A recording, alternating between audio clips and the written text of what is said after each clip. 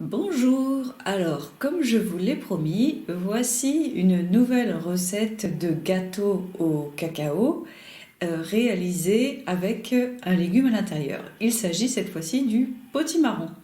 J'ai fait un sondage il y a quelques semaines dans la communauté sur ma chaîne YouTube et donc vous avez été plus de 60% à souhaiter que je réalise ce gâteau qui a été préféré, étonnamment, au gâteau au chocolat à la choucroute et au fondant au chocolat à la betterave que je vous avais aussi proposé. Donc effectivement, on reste sur quelque chose d'un petit peu plus classique. Je vous ai donc concocté une chouette recette tout à fait réconfortante pour les journées un peu sombres du mois de novembre. Le tout sans beurre et sans farine, mais vous allez voir, on reste sur quelque chose de tout à fait gourmand quand même. Pour les ingrédients, on a donc besoin de 200 g de purée de potimarron.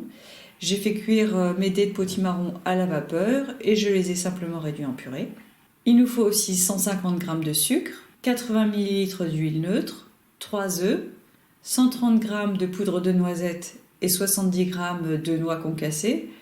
Bon, la balance entre les deux, vous pouvez faire un peu comme vous voulez et selon ce que vous avez. Pourquoi pas aussi utiliser des graines de tournesol par exemple. On a aussi besoin de 2 cuillères à café de poudre à lever.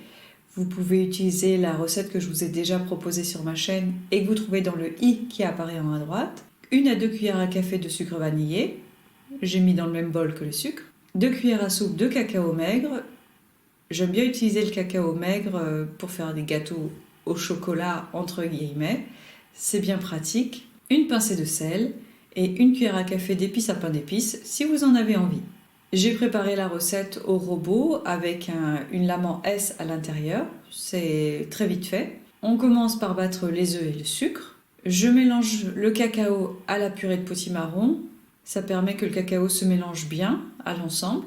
Je verse dans mon robot cette purée mélangée au cacao, l'huile, les épices et le sel. Je mélange bien. J'ajoute enfin les poudres de noix et la levure et je mélange. Je dépose dans un moule rond de 16 cm de diamètre, c'est un moule assez petit. Et pour la cuisson, 2 options, soit vous enfournez pour 50 minutes environ à 180 degrés, chaleur tournante. On peut aussi opter pour une cuisson plus douce. J'ai découvert ça tout récemment et ça fonctionne très bien.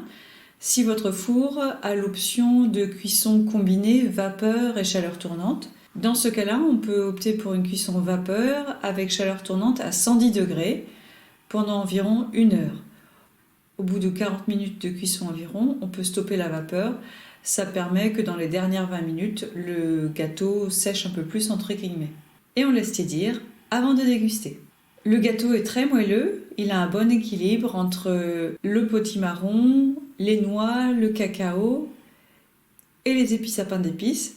C'est vraiment un gâteau très sympa pour accompagner un thé pour le goûter. Dans cette liste de lecture, vous trouverez d'autres gâteaux gourmands d'automne, souvent à la châtaigne ou au potimarron.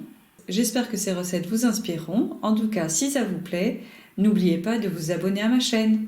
À bientôt!